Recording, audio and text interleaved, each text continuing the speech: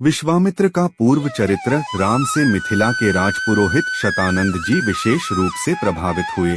शतानंद जी ने कहा, हे राम, आप बड़े सौभाग्यशाली हैं कि आपको विश्वामित्र जी गुरु के रूप में प्राप्त हुए हैं।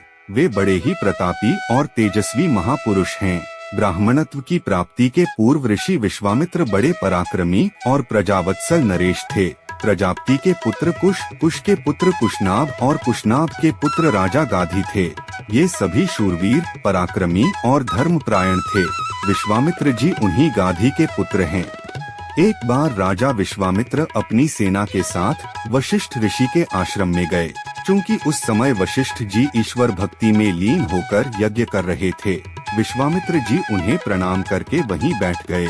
यज्ञ क्रिया से निवृत्त होने पर वशिष्ठ जी ने विश्वामित्र जी का बहुत आदर सत्कार किया और उनसे कुछ दिन आश्रम में ही रहकर आतिथ्य ग्रहण करने का अनुरोध किया। इस पर यह सोचकर कि मेरे साथ विशाल सेना है और सेना सहित मेरा आतिथ्य करने में वशिष्ठ जी को कष्ट होगा, विश्वामित्र जी ने नम्रता पूर्वक विदा होने की अनुमति मांगी। किंतु वशिष्ठ जी के अत्यधिक अनुरोध करने पर थोड़े दिनों के लिए राजा विश्वामित्र को उनका आतिथ्य स्वीकार करने के लिए विवश होना पड़ा। राजा विश्वामित्र के आतिथ्य स्वीकार कर लेने पर वशिष्ठ जी ने कामधेनु गौ का आह्वान किया और उससे विश्वामित्र तथा उनकी सेना के लिए 6 प्रकार के व्यंजन तथा समस्त प्रकार की सुविधाओं की व्यवस्था करने की प्रार्थना की। उनकी इस प्रार्थना को स्वीकार करके कामधेनु गौ ने सारी व्यवस्था कर दिया। वशिष्ठ जी के अतिथि सत्कार से राजा विश्वामित्र और उनके साथ आए सभी लोग बहुत प्रसन्न हुए।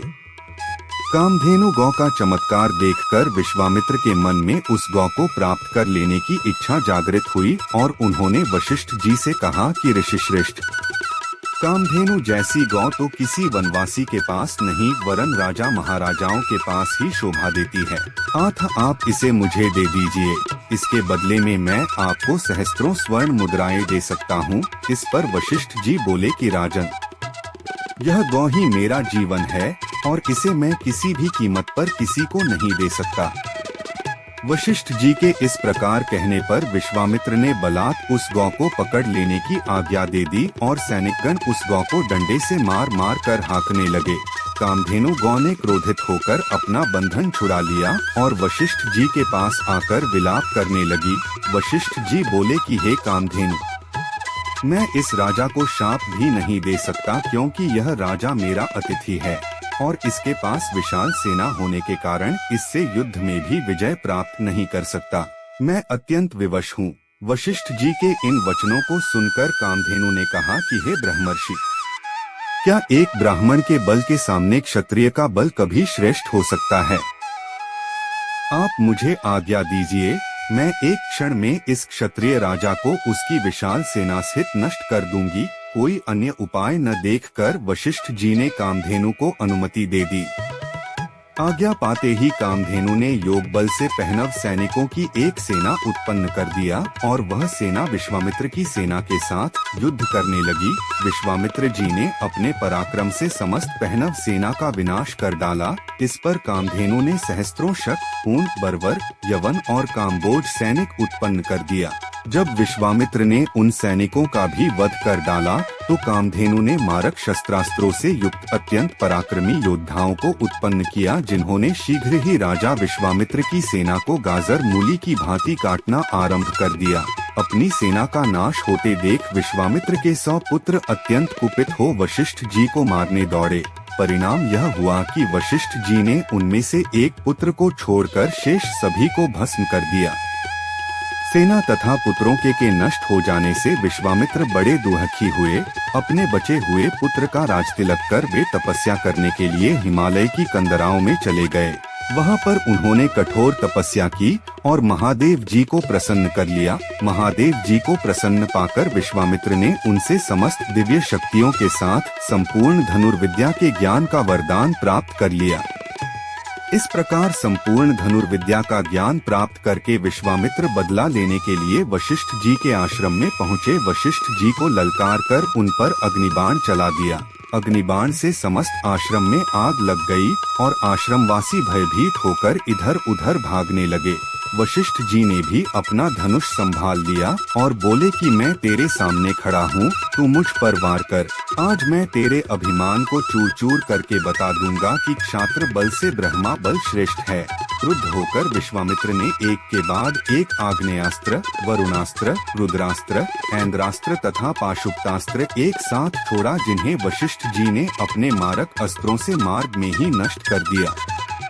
इस पर विश्वामित्र ने और भी अधिक क्रोधित होकर मानव, मोहन, गांधर्व, जुम्भन, दारण, वज्र, ब्रह्मपाश, कालपाश, वरुणपाश, पिनाक, दंड, पैशाच, क्रौंच, धर्मचक्र, कालचक्र, विष्णुचक्र, वायव्य, मंथन, कंकाल, मूसल, विद्याधर, कालास्त्र आदि सभी अस्त्रों का प्रयोग कर डाला।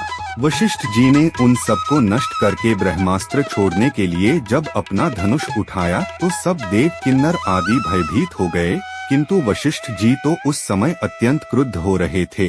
उन्होंने ब्रह्मास्त्र छोड़ ही दिया। ब्रह्मास्त्र के भयंकर ज्योति और गगनभेदी नाद से सारा संसार पीड़ा से तड़पने लगा। सब ऋषिमुनि उनसे प्रार्थना करने लगे कि आपने विश्वामित्र को परास्त कर दिया है, अब आप ब्रह्मास्त्र से उत्पन्न हुई ज्वाला को शांत करें। इस प्रार्थना से द्रवित होकर उन्होंने ब्रह्मास्त्र को वापस बुलाया और मंत्रों से उसे शांत किया। पराजित होकर विश्वामित्र मणिहीन सर्प की भांति पृथ्वी पर बैठ गए और सोचने लगे कि निःसंदेह क्षात्र बल से ब्रह्मा बल ही श्रेष्ठ है। अब मैं तपस्या करके ब्राह्मण की पदवी और उसका तेज प्राप्त करूंगा। इस प्रकार विचार करके वे अपनी पत्नी सहित दक्षिण दिशा की ओर चल दिए। उन्होंने तपस्या करते हुए अन्न का त्याग कर केवल फलों पर जीवन यापन करना आरंभ कर दिया। उनकी तपस्या से प्रसन्न होकर ब्रह्मा जी ने उन्हें राजर्षि का पद प्रदान किया। इस पद को प्राप्त करके भी यह सोचकर कि ब्रह्मा जी ने मुझे केवल राजर्षि का ही पद दिया, महर्षि देवर्षि आदि का नहीं, वे दुखी ही हुए। वे विचार करने लगे कि मेरी तपस्या अब भी अपूर्ण है, मुझे एक बार फिर से घोर तपस्या करना चाहिए। दोस्तों, अगर आपको यह कहानी अच्छी लगी हो तो हमारे चैनल को सब्सक्राइब करें। धन्यवाद।